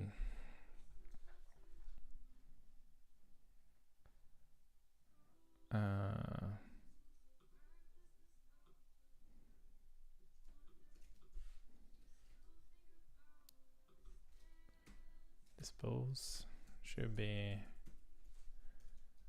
able to dispose client. So that means whatever. Let's just dispose of it immediately. Send operation mock. So yeah, so what we're going to do is client on document change, and this should on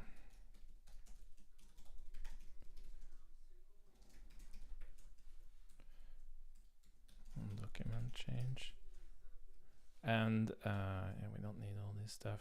So we're just basically going to check that well, let's just client apply client operation new text operation.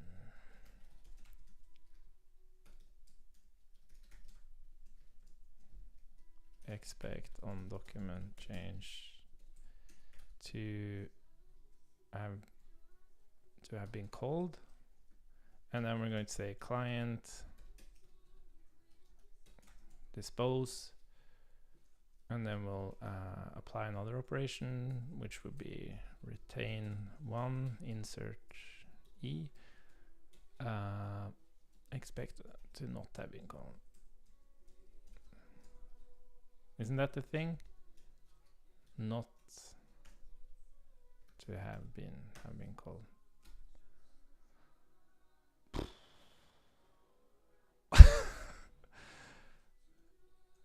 Oh. What the hell? Retain one, insert E. Oh, sorry. Okay.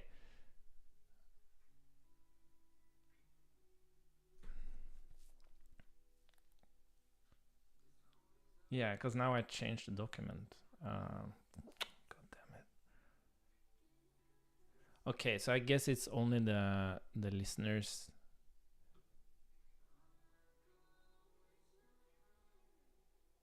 Yeah, and we yeah, exactly. Yeah, wait a minute. So this dot send operation equals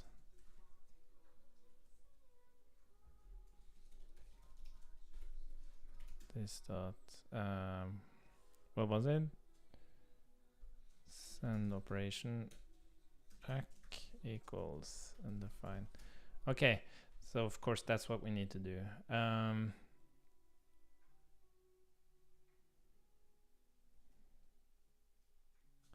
So we're not sending operations anymore, and we are not expect.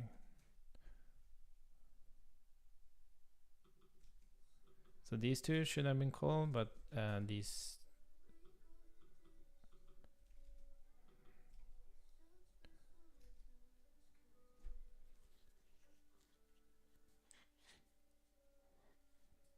What's this?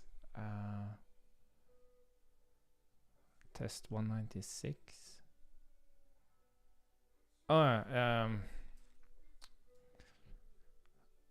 of course it has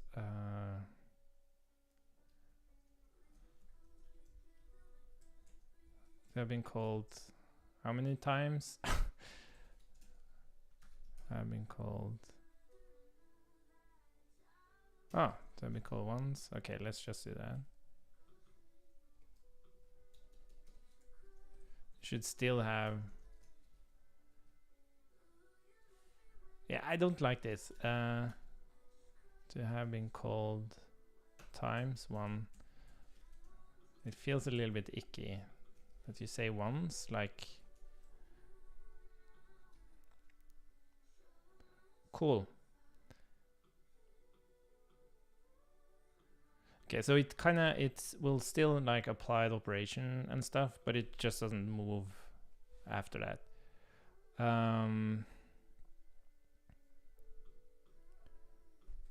Allow disposing the OT client. So we need to, yeah, bring back a new OT client when we reset. So we'll need to copy again.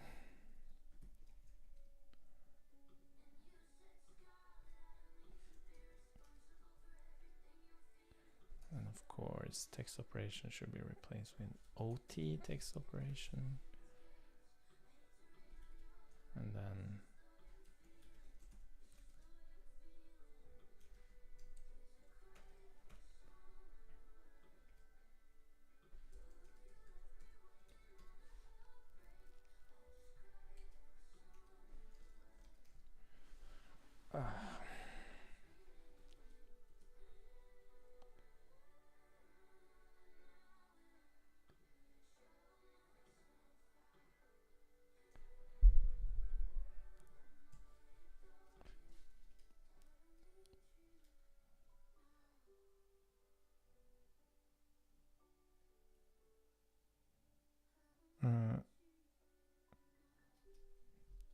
though reconnects are typically hibernation. Yeah, we're discussing an issue.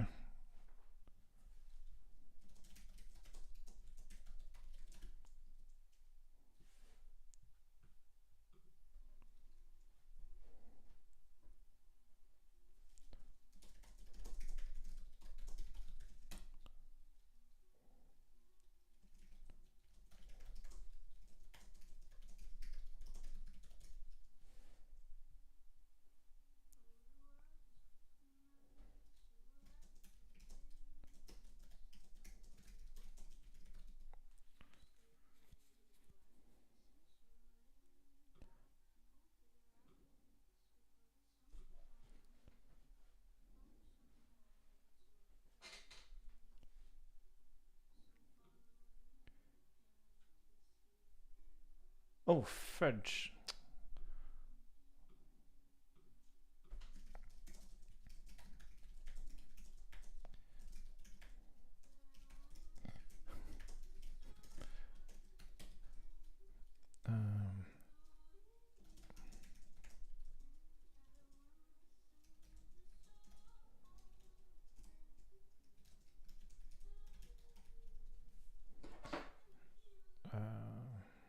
Let's see. God damn it. I forgot to send my invoice. Let's see.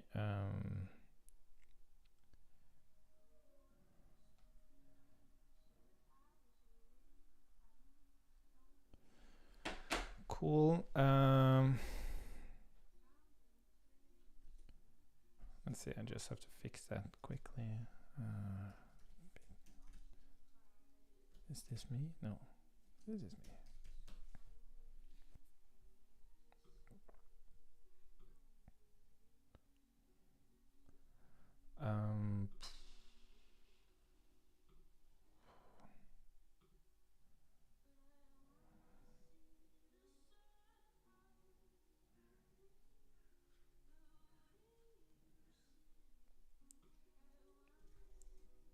Hey.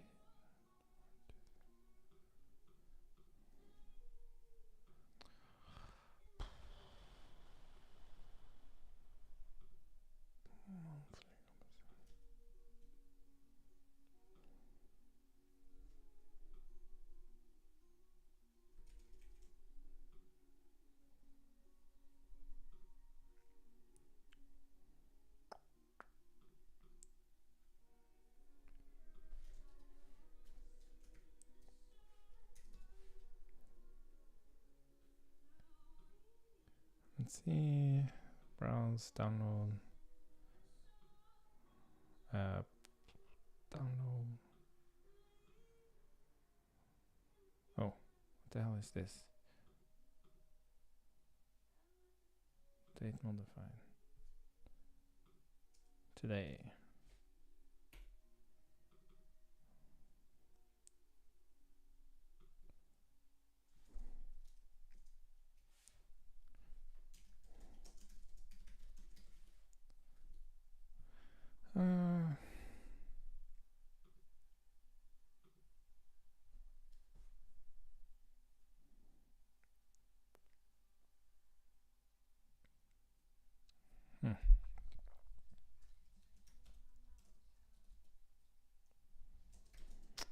Yeah, it's weird. We have this scenario when you get back.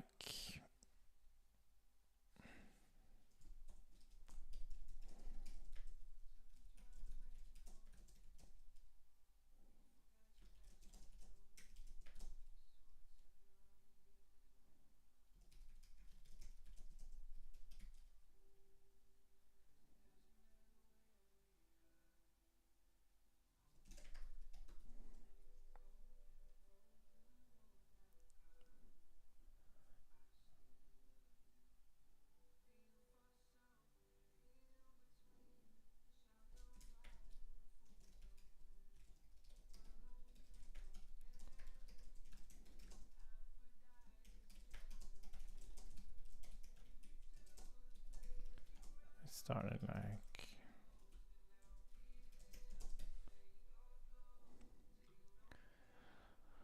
Okay,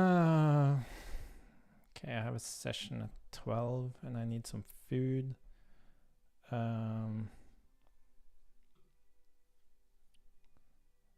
Okay, so we need to do the thing I talked about. We need to say this.ot client equals this create the client, and we pass the doc revision, and let's just say, well, let's put the private thing. Oh, is it the constructor? Oh, this is constructor, so we can say private create OT client revision number return OT client, and this would be OT client revision, and we'll say, well, we'll move this back, and then we'll say OT client instead to be a little bit more explicit about that.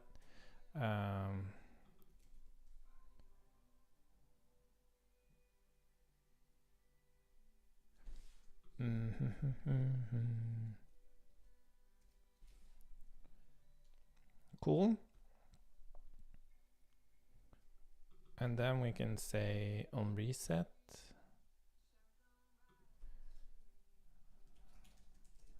we'll do this OT client dot dispose, and then we'll say this OT client equals create OT client. Okay, so we need the revision. Yeah, this is interesting.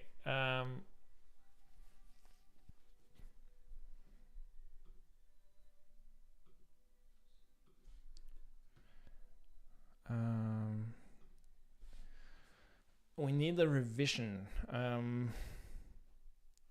So what I think we should do here to be a bit more explicit is that we actually pass the contents as well. Content string.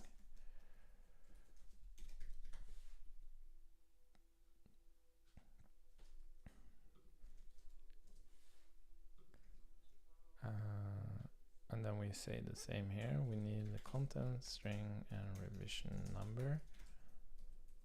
Content revision. Well, it will be this.create OT client.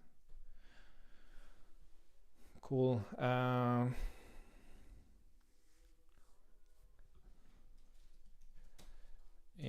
extreme cases, we want to be able to reset the OT client to the server state. So here, file, when we have reset from server, we're basically going to say this document reset. And when we reset from the server, what did we say? We said that we want to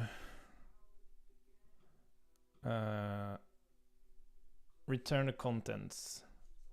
So we want to do read result.content.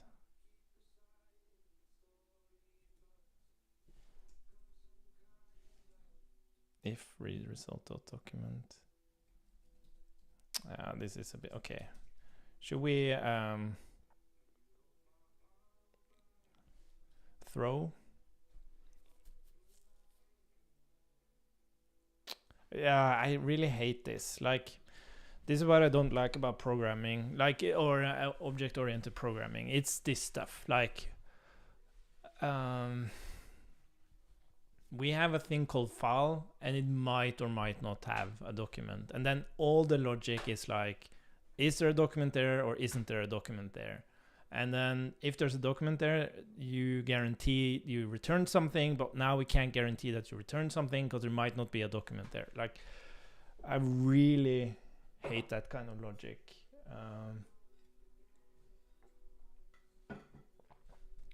So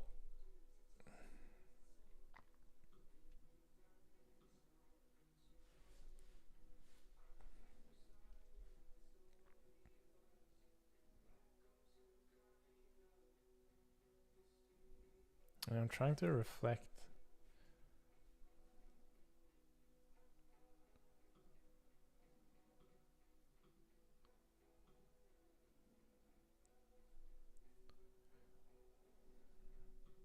Oh, and then I forgot. I always forget one thing in the morning.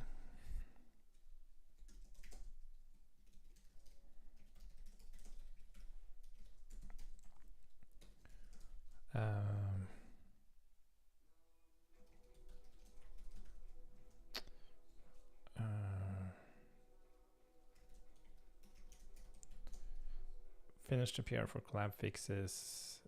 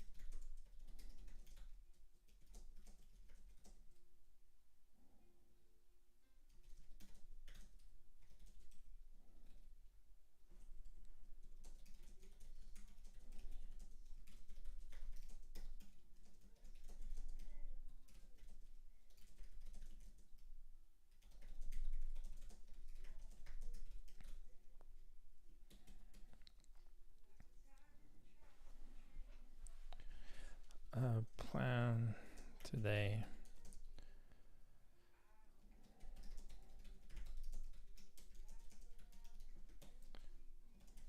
Implement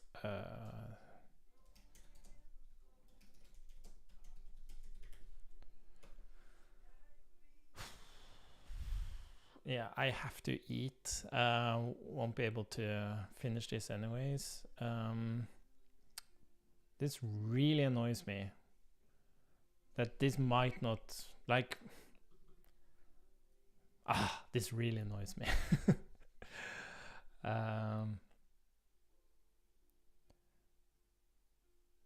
It might be undefined. Yeah. Okay, and then async reset from client where we need content. So what we do here is we're going to do the same thing. We're going to reset, but then we're going to say this.document ot client dot apply client document. So we're resetting the whole thing, then we're applying the client document, and we're up and running again. Okay, so I'm going to stop the stream because I'm going to work on something else, and then I'm going to continue implementing this. The only thing that's missing now is actually adding the notifications for both the browser implementation and VS Code. And when that's, yeah, so we need to actually call these methods. But yeah, after that we should be ready to roll with this new implementation, which is great.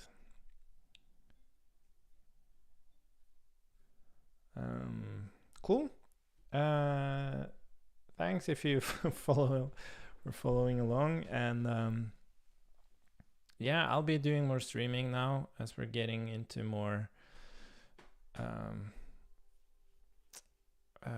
other stuff. It was quite hectic, this this bug fix of collaboration, but it led to like a huge iteration on the whole thing, which was nice. And everyone who's been involved is also involved now and aligned on what we're doing. So yeah, happy about this. Cool. Bye for now.